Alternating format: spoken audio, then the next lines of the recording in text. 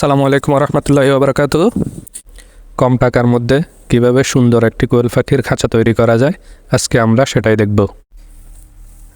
যারা বাজেট স্বল্পতার কারণে বেশি টাকা দিয়ে বাজার থেকে খাঁচা তৈরি করে নিতে পারেন না অথবা খাঁচা ক্রয় করতে পারেন না, তারা আমার এই ভিডিওটি দেখতে পারেন। এই ভিডিওটি দেখলে আপনারা অবশ্যই উপকৃত হবেন। এছাড়াও শুরুতে খুব বেশি ইনভেস্ট না করে অল্প পরিমাণ ইনভেস্ট করে নিজের ব্যবসা করার ক্যাপাসিটি কেমন আছে, পরিশ্রম করার মানসিকতা কেমন আছে, সর্বোপরি ভাগ্যটা কেমন সেটাও যাচাই করা উচিত। শুরুতেই আমি ফলের ঝুড়ির নিচের অংশটি ভালোভাবে কেটে ফেলব। এটা কাটার জন্য আমি ছুরি ব্যবহার করেছি। আপনারা চাইলে এন্টি কাটার অথবা অন্য যে কোনো ধারালো জিনিস ব্যবহার করতে পারেন। ঝুড়ির নিচের অংশ কাটার জন্য আপনারা যাই ব্যবহার করেন অত্যন্ত সাবধানতার সহিত ব্যবহার করবেন, কারণ একটু অসাবধান হলেই হাত কেটে বিপদ হওয়ার সম্ভাবনা আছে।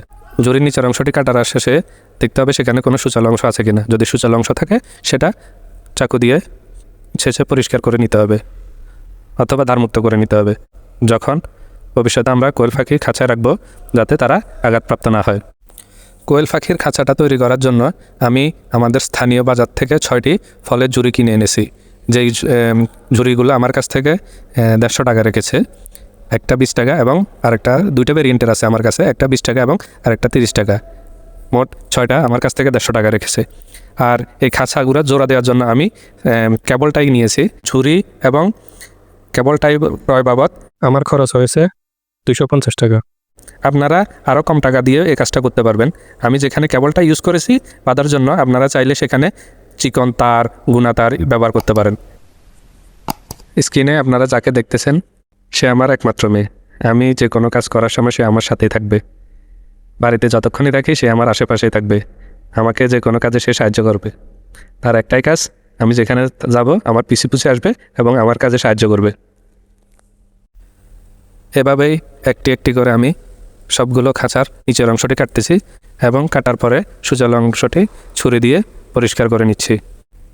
সবগুলো ঝুড়ির নিচের অংশ কাটা হয়ে গেলে আমরা দুটি ঝুড়ি একসাথে করে কেবলটা দিয়ে শক্ত করে বেঁধে ফেলব। এভাবে দুটি দুটি করে আমরা সবগুলা ঝুড়ি শক্ত করে বেঁধে ফেলব। আপনারাও যা দিয়ে বাঁধেন যাতে একটার সঙ্গে আরেকটা ঝুড়ি খুব শক্তভাবে বাঁধা হয়, আপনারা সেই চেষ্টা করবেন।